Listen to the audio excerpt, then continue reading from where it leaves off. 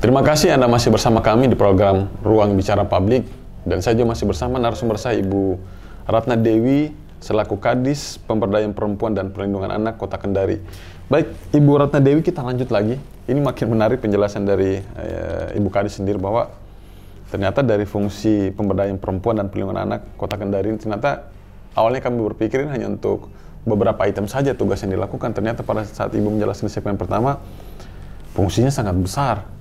Dan ini sangat menjadi salah satu persoalan atau pencegahan yang sangat vital lagi, apalagi kita bicara tentang perempuan maupun perlindungan anak.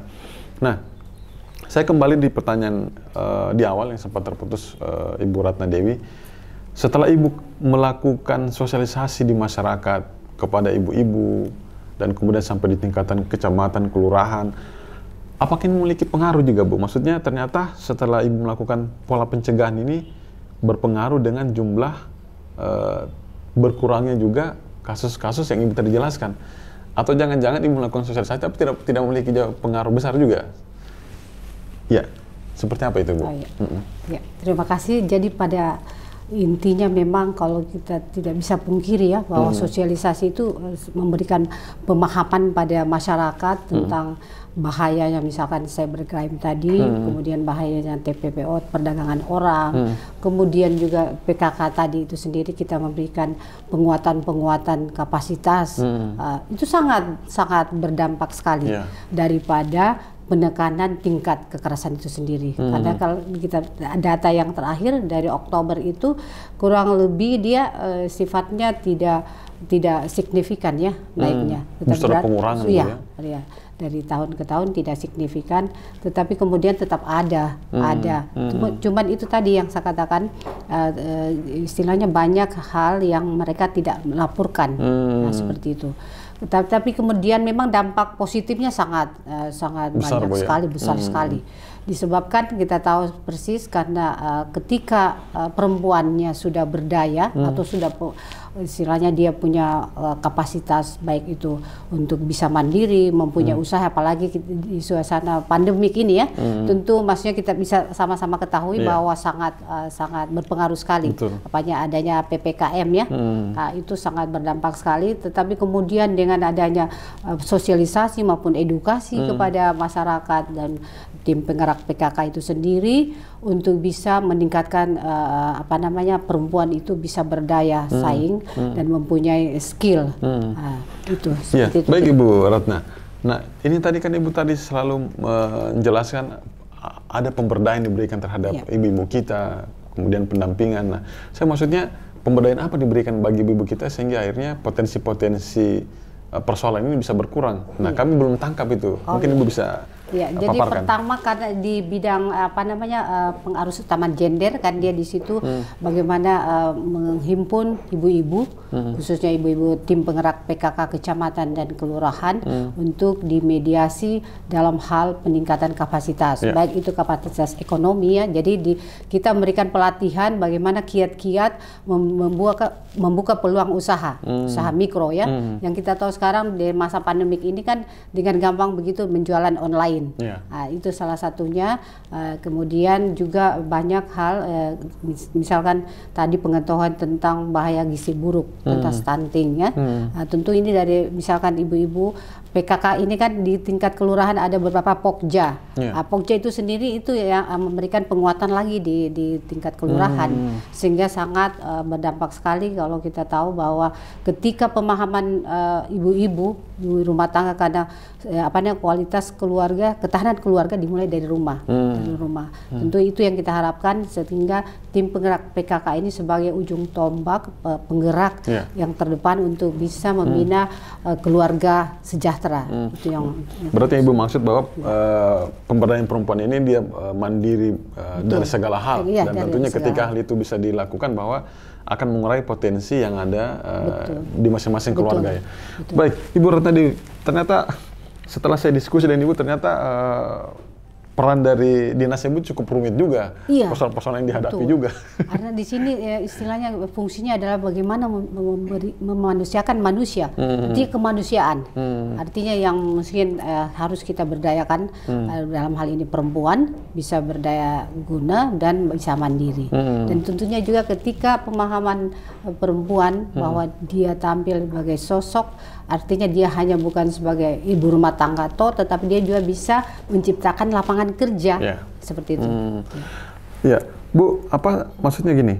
Setelah Ibu tadi paparkan di segmen pertama maupun kedua, dan kemudian ini apa yang menjadi salah satu unggulan program yang dilakukan dari dinas Ibu, dan kemudian bukan berarti semua program ini tidak memiliki prioritas, tapi tentunya kan Ibu sudah berpikir bahwa yang saya dorong saat ini dulu, karena memang persoalan yang kita hadapi di Kota Kendari ini persoalan yang ini.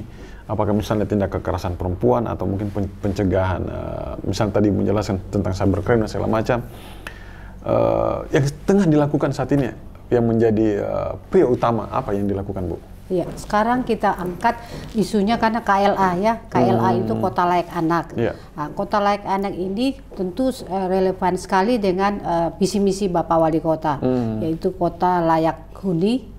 Ya, berbasis ekologi, teknologi, dan informasi. Kaitannya KLA, bagaimana anak-anak ini bisa terpenuhi hak-haknya, seperti itu. Dan dari dari penobatan KLA ini memang kita tidak bisa pungkiri bahwa keterlibatan pemerintah dalam hal ini pemerintah Kota Kendari, kemudian didukung dengan perda, regulasi yang ada dari semua perlindungan perempuan dan anak itu sudah mempunyai regulasi yang begitu cukup ya, yang mumpuni dikatakan seperti itu. Karena semua dari pencegahan pernikahan usia dini itu sudah ada peraturan wali kotanya, seperti itu. Jadi semua dari aturan dari atas kita sudah ikuti semua sampai di level peraturan wali kota, perda maupun peraturan wali kota. Berarti memang perangkat hukum yang dibuat ini, Ibu, betul-betul melindungi semua dari. Jadi sudah istilahnya sudah katakanlah belum sempurna tapi sudah memenuhi daripada semua aspek strategis yang kita sudah punya dalam hal ini Bapak Wali Kota, semua perdanya, peraturan wali kota sudah ada. KLA itu sendiri kan memang kita tidak bisa pungkiri dari 24 indikator ya. Nah, itu 20 indikator itu harus memenuhi hak-hak anak dan dibagi lagi dari 5 klaster. 5 klaster itu sendiri juga kita tahu persis ada berapa dalam 5 klaster itu ya. Nah, dan tentu juga kita memang tidak bisa pungkiri bahwa KLA itu sendiri memang harus didukung pertama perdanya, ya, keterlibatan kelembagaan itu sendiri, media, dunia usaha yang untuk bisa. Ada berapa poin yang harus dipenuhi? Berapa poin yang harus dipenuhi seperti itu. Ya ini Bu, kan menarik juga Bu. Maksudnya kan kemarin Kota Kendari sempat mendapatkan prestasi-prestasi penghargaan. Seperti yang kita ini kan mendapatkan Nindia Kota Kendari untuk 2021 dan kemudian Anugerah Parahita Eka Praya, ini kan salah satu prestasi yang cukup luar biasa yang dilakukan. Nah, tapi saya tidak melihat maksudnya ketika dinasnya Ibu secara teknis mendapatkan trofi-trofi penghargaan ini, tapi saya akan bertanya upaya kerasnya seperti apa nih sampai bisa mendapatkan prestasi penghargaan dari pemerintah pusat. Kalau kita cerita langsung dapat penghargaan ini kan tidak terlalu menarik Bu, tapi maksudnya perjalanannya apa yang dilakukan Bu? Betul. Jadi memang betul kita tidak bisa pungkiri, bukan berarti kita dapat penobatan ini tidak ada proses panjang ya seperti itu. Tentu ada kerja-kerja tim karena di dinas ini ada beberapa gugus tugas. Gugus tugas KLA ada, gugus tugas APE ada atau Pokja APE dan beberapa gugus tugas data gender dan anak. Jadi memang kolaborasi dari semua gugus tugas yang ada ini memang harus betul-betul sinergi, sinergi dan satu persepsi dan juga kita mengambil langkah-langkah preventif, antara lain kita harus turun monitoring langsung di lapangan. Artinya gugus tugas ini kita harus dulu solid, maksudnya rapat, koordinasi, kemudian kita satu persepsi untuk bisa memenuhi hak-hak ataupun indikator daripada KLA itu sendiri. Jadi proses panjang yang memang harus didukung dari semua pihak, antara lain dari semua OPD terkait, kemudian lintas sektor, kemudian dunia usaha, kemudian media itu sendiri untuk bisa menyuarakan atau mensosialisasikan tentang kepada masyarakat bagaimana kemudian manfaat dari KLA itu sendiri. Tentunya ini kerja tim, ya, kerja terpadu yang dilakukan ya Ibu Kadis ya. Baik Ibu Kadis, sebelum kita lanjut di segmen ketiga, dan ini saja makin banyak yang akan saya tanyakan ke Ibu, dan ternyata peran-perannya sampai mendapatkan trofi penghargaan dari pusat ini langkah-langkah yang konkret dilakukan, dan tentunya kita berharap prestasi ini terus berjalan. Tapi sebelum kita mulai Ibu Kadis, kita jeda komersial berikut ini.